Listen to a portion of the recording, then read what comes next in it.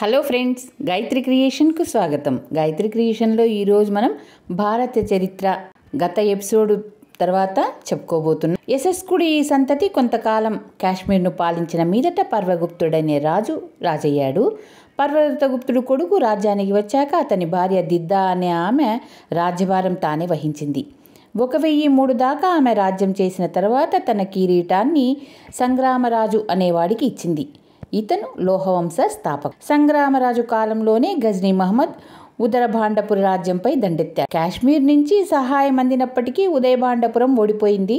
కాశ్మీర్ రాజ్యాన్ని గజ్నీ మహమ్మద్ వాతపడక తప్పించుకుందే కానీ అంతఃకలహాలు దాన్ని కుంగదీసింది. ఆ తర్వాత గౌడ వంశ దేశాలు అతి ప్రాచీనమైనవి. పురాణ కాలం నాటి మౌర్యుల కాలం, గుప్త కాలం ఇవి మగధ సామ్రాజ్యంలో చేరి ఉండేవి. 7-8 దశాబ్దాల్లో గౌడ దేశం కన్యాకుబ్జం, కాశ్మీర దేశాలతో సమాన ప్రతిభ కనబరిచింది. పాలవంశపు రాజులు బెంగాల్ను చరిత్ర ప్రసిద్ధం చేశారు. పాలవంశ మూల పురుషుడు గోపాలుడు వంగపతి అని, గౌడేశ్వరుడు అని కూడా ఖ్యాతి గడించాడు. ఇతని కొడుకు ధర్మపాలుడు 8వ శతాబ్దం ఉత్తరార్ధంలో రాజ్యానికి వచ్చాడు. ఇతని పరిపాలనలో ప్రాచీన పాటలీపుత్రం తిరిగి శోభ పొందింది. ఇతని పరిపాలన హిమాలయాల నుంచి దక్షిణాన గోకర్ణం వరకు సాగిందట. కానీ మధ్య దేశంలో ఇతని ప్రభావాన్ని అంటే కన్నడ రాష్ట్ర కూటులు, పశ్చిమం నుంచి ప్రతీహారులు భగ్నం చేశారు. ఇతను జయించిన కన్యాకుబ్జం 836 వరకు ముందే ప్రతీహారుల వశమైపోయింది. ధర్మపాలుడి కొడుకు దేవపాలుడు పశ్చిమ దక్షిణ దేశాలతో యుద్ధాలు సాగించాడు. సువర్ణదీపం రాజైన బాలపుత్ర దేవుడు ఇతని వద్దకు రాయబారిని పంపాడు. ఇతని అనంతరం పాలవంశ ప్రతిజ్ఞ సన్నగిల్లింది. తరువాత బెంగాల్లో ప్రతీహారులు, కాంబోజులు కూడా అధికారం చెలాయించారు. అయితే 11వ శతాబ్దంలో మొదటి మహీపాలుడు పాలవంశ ప్రతిష్టను పునరుద్ధరించాడు. కానీ 12వ శతాబ్దంలో విజయసేనుడనే కర్ణాటక రాజు బెంగాల్ను ఓడించి తన పరిపాలనను అక్కడ ప్రతిష్ఠించుకున్నాడు. కన్యాకుబ్జాన్ని పాలవంశం నుంచి లాక్కొన్న ప్రతీహారులు లక్ష్మణుడి సంతతి వారని చెప్పుకున్నారు. ప్రతీహార రాజులలో మొదటి భోజుడు, అతని కొడుకు మొదటి మహేంద్రుడు ముఖ్యులు. 1018లో కన్యాకుబ్జంలో రాజ్యపాలన ప్రతీహారుడు రాజ్యం చేస్తుండగా గజ్నీ మహమ్మద్ దండయాత్ర జరిగింది. అటు తర్వాత ప్రతీహార వంశీయులు అక్కడ ఇక్కడ కేవలం చిల్లర రాజులుగా మాత్రం కాలం గడిపారు. క్రీస్తు శకం 2వ శతాబ్దంలో గౌతమీపుత్ర యజ్ఞశ్రీ శాతకర్ణితో శాతవాహనుల ప్రతిభ సన్నగిల్లి వారి స్థానాన్ని ఇక్షాకులు, బృహద్దాయనులు, శాలంకాయులు ఆక్రమించారు. బీహారు ప్రాంతాల వాకాటకులు పైకి వచ్చారు. సముద్రగుప్తుడు దక్షిణ దిగ్విజయానికి వచ్చే నాటికి వింధ్యకు దక్షిణాన ఏరుతూ ఉండిన ముఖ్య రాజవంశీయులు వాకాటకులు, ఇంకా దక్షిణంగా పల్లవులు. 4వ శతాబ్దం మధ్యలో విష్ణు గోవర్ధ పల్లవుడనే రాజు సముద్రగుప్తుడికి ఓడిపోయి వచ్చాడు. పల్లవ రాజుల్లో ప్రసిద్ధుడిగా చెప్పబడిన అశ్వమేధ యాగం చేసిన వాడు శివస్కందవర్మ. పల్లవ రాజుల రాజధాని కంచి. వారిలో అనేక మంది తెలుగు, కన్నడ ప్రాంతాలు కూడా పాలించారు. క్రీస్తు శకం 436లో సింహవర్మ అనే పల్లవరాజు రాజ్యానికి వచ్చినట్లు కూడా దాఖలాలున్నాయి. అయితే 6వ శతాబ్దంలో ఉత్తరాంధ్రంలో సింహవిష్ణు అనేవాడు రాజైనాక పల్లవ చరిత్ర వివరాలు స్పష్టంగా ఉన్నాయి. ఇతను చోళరాజ్యాన్ని, దక్షిణ ప్రాంతాన్ని, లంకను కూడా వశపరుచుకున్నాడట. ఇతను వైష్ణవుడు. ఇతని 2 భార్యలు గల చెక్కడం ఒకటి మహాబలిపురంలో ఈనాటికి ఉంది. సింహ విష్ణు కుమారుడు మొదట మహేంద్రవర్మ. ఇతని కాలంలోనే దక్షిణాధిపత్యం కోసం పల్లవులు, వాతాపి ఏలిన చాళుక్యులు సంఘర్షణ ఆరంభమై అనేక తరాల పాటు సాగింది. 2వ పులకేశి అనే చాళుక్యరాజు పల్లవులను ఓడిస్తే మహేంద్రవర్మ కుమారుడైన మొదటి నరసింహవర్మ చాళుక్యులను ఓడించాడు. 2వ పులకేశి కొడుకు మొదటి విక్రమాదిత్యుడు పల్లవులపై యుద్ధం చేశాడు. 8వ శతాబ్దంలో అతని ముని మనవడైన 2వ విక్రమాదిత్యుడు పల్లవులను ఓడించి కంచిని స్వాధీనపరుచుకున్నాడు. పాండ్యులకు కూడా పల్లవులపై దండెత్తి కావేరీ తీరం దాకా జయించారు.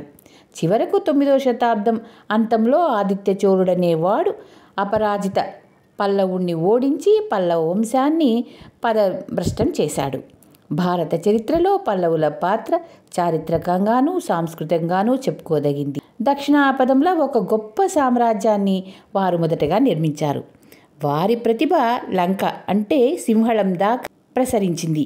వారి కాలంలో అనేక మంది వైష్ణవాళ్వార్లు, శైవ నయనార్లు కీర్తి గడించారు.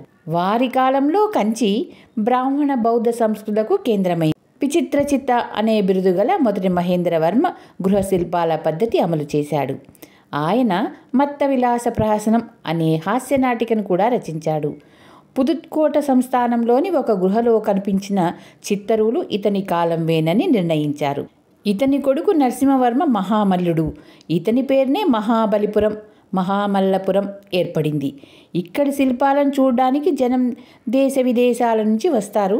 రాజనరసింహవర్మ అనే పల్లవరాజు కంచిలో కైలాసనాథ దేవాలయం కట్టించాడు. ఇక మహమ్మదీల రాక ఎలా జరిగిందంటే, ఆసియాకు పశ్చిమాన ఉన్న అరేబియాలోని మక్కాలో 570లో మహమ్మదీయ ప్రవక్త జన్మించి ఇస్లాం మతాన్ని స్థాపించాడు. ఈ మతం అక్కడి ప్రజల్లో ఉత్తేజం కలిగించింది. ప్రవక్త అనంతరం 632 నుంచి ఇస్లాం మతాన్ని ఆచరించే ఖలీఫాలు నాయకత్వం వహించి ఆ మతాన్ని ఇరాన్ నుంచి స్పెయిన్ దాకా గల రాజ్యాల్లో వ్యాపింపజేశారు. అరబ్బులు ఆది నుంచి కూడా పశ్చిమ భారతం పైన, వాయుమ సరిహద్దు ప్రాంతాలపైన కన్నువేసి ఉంచారు. 637 ప్రాంతంలోనే రెండవ పులకేసి పరిపాలనా కాలంలో ఒక అరబ్బు సేన బొంబాయి సమీపాన గల ఢాకాకు వచ్చింది. అనంతరం బ్రోచ్ మొదలైన ప్రాంతాలపై దాడులు జరిగినాయి. మరికొద్ది సంవత్సరాలకు దక్షిణ ఆఫ్ఘనిస్తాన్ అరబ్బులు వశమైపోయింది. తర్వాత అరబ్బులు కాబూల్ను ఏలే షాపై అనేక దాడులు చేశారు. ఈ షా కనిష్కుడి సంతటి వాడట. దక్షిణ ఆఫ్ఘనిస్తాన్ జయించిన అరబ్బులు బలూచిస్తాన్లో కొంత భాగాన్ని, సింధు రాష్ట్రాన్ని కూడా జయించారు.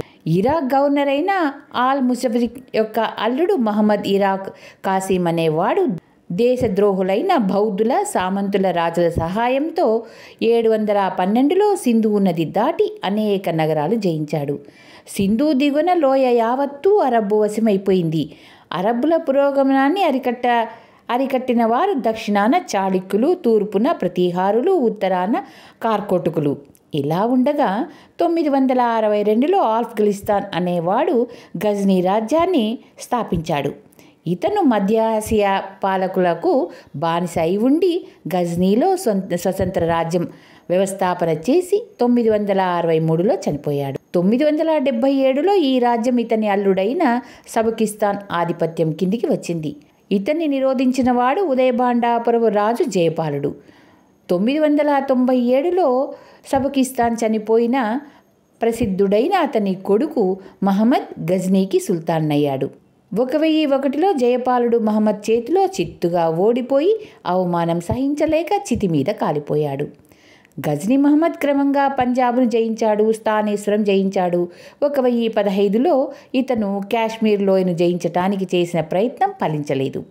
1018లో ఇతను కన్యాకుబ్జాన్ని ఓడించి పెట్టిన ప్రతీహార సామ్రాజ్యాన్ని తుదముట్టించాడు.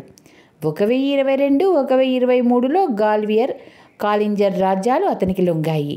1026లో ఇతను ఖాడియాడ్లోని సోమనాథ్పై చేసిన దాడి ప్రసిద్ధమైన ఈ హిందూ ఆలయం పతనమైన 4 ఏళ్లకు మహమ్మద్ చనిపోయాడు. మహమ్మద్ ప్రపంచ యోధులలో చెప్పుకోదగినవాడు. ఇతను భారతీయులతోనే గాక శత్రువులైన తురుష్కులతో కూడా గొప్ప యుద్ధాలు చేసి గెలిచాడు. ఇతను సంస్కృతాన్ని కూడా పోషించాడట. అయితే భారత చరిత్రకు సంబంధించిన వరకు ఇతడు దోపిడీకి మాత్రమే ఖ్యాతి పొందాడు. ఇతను చేసిన యుద్ధాలు ప్రధానంగా దోపిడీ దాడులు, మత ప్రచారం కూడా అతని ముఖ్యాంశం కాదు. కానీ ఇతని విజయాల వల్ల హిందూ రాజులలో ఆత్మవిశ్వాసం దెబ్బతిన్న మాట నిజం. 1030లో గజ్నీ మహమ్మద్ పోయి 1192లో గోర్ మహమ్మద్ వచ్చేదాకా హిందూ రాజ్యాలపై చెప్పుకోదగిన దాడులంతగా లేవు. ఒక అరబ్బు సేనాపతి వారణాసి నగరాన్ని కొల్లగట్టాడు. అయితే ముస్లిం దాడులు భయం మాత్రం భారతీయుల్లో శాశ్వతంగా నిలిచిపోయింది. ఆఫ్ఘనిస్తాన్లోని పర్వతాలలో మధ్యగార్ అనేది ఒక చిన్న రాజ్యం. తూర్పు పర్షియాకు చెందిన ఒక జాతివారు ఆ అమాయకపు సామంత రాజ్యాల్ని పాలించిన గజ్నీ సుల్తాన్కు లోబడి ఉండేవారు. కానీ మహమ్మద్ అనంతరం గజ్నీ సుల్తాన్లు బలహీనమవటం చేత గోరు పాలకులు క్రమంగా బలవంతులైన గజ్నీ సుల్తాన్లో ఆధిపత్యంకై పోటీ పడసాగారు. ఈ పోటీ మూలంగా గజ్నీ సుల్తాన్లైన జబ్రహాన్ షా అనేవాడు గోర్నుకు చెందిన ఇద్దరు అన్నదమ్ములను కుతుబుద్దీన్ మహమ్మద్, సైఫుద్దీన్ అనేవారిని చంపాడు. వీరిద్దరికీ సోదరుడైన అల్లావుద్దీన్ హుసేన్ అనేవాడు గజ్నీపై భయంకరంగా పగ తీర్చుకున్నాడు. అతను గజ్నీ నగరాన్ని కొల్లగొట్టడమే కాక 7 రోజుల పాటు ఆ నగరాన్ని పరశురామ ప్రీతి చేసి ప్రపంచ దాసకుడు అనే బిరుదు కూడా సంపాదించుకున్నాడు. అబ్రహాం కొడుకు ఖుస్రాన్ అనేవాడు పంజాబ్కు పారిపోయాడు. తర్వాత 10 ఏళ్ల పాటు గజ్నీ నగరం ఘాజ్ జాతి తురుక్మాన్ల ఆధీనంలో ఉండి 1173లో ఘోర్ పాలకుల ఆధీనమైంది. ప్రపంచ దాసకుడు కొడుకు తురుష్మాన్ల చేతిలో చనిపోయాడు. కానీ అతని దాయాది ఫియోజుద్దీన్ మహమ్మద్ 1173లో తురుష్మాన్ల గజ్నీ నుంచి పారదోలి గజ్నీ రాష్ట్రానికి తన తమ్ముణ్ణి పాలకుడుగా ఏర్పాటు చేశాడు. ఈ తమ్ముడే గోర్ మహమ్మద్. అన్న కింద సైనికోద్యోగిగా ఉంటుండగానే అతను ఇండియాపై దండయాత్రలు చేయసాగాడు. గోర్ మహమ్మద్ ఇండియాపై చేసిన మొదటి దాడి 1175లో ముల్తాన్పై జరిగింది.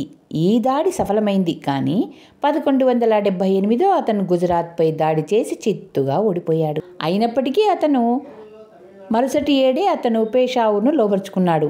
1181లో సియార్స్కోటలో ఒక దుర్గం నిర్మించాడు. ఆ కాలంలో గజ్నీ వంశస్థుడు ఖుర్రమ్ మాలిక్ లాహోర్ను పాలిస్తూ ఉన్నాడు. గోర్ మహమ్మద్ జమ్మూ రాజైన విజయదేవుడితో సఖ్యం చేసుకొని ఖుర్రమ్ మాలిక్ బందీగా పట్టుకొని గజ్నీకి తెచ్చాడు.